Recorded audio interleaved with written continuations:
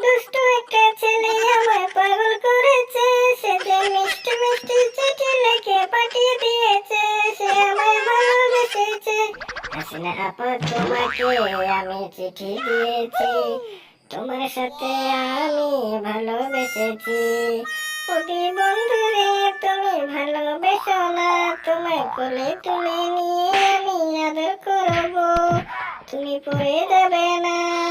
হাসিনা বান্ধবী রে তুমি ছেড়ে দাও গো, পড়লে এই বুড়ো বয়সে হাড় ভাঙবে রে, ও ছেড়ে দাও আমাকে।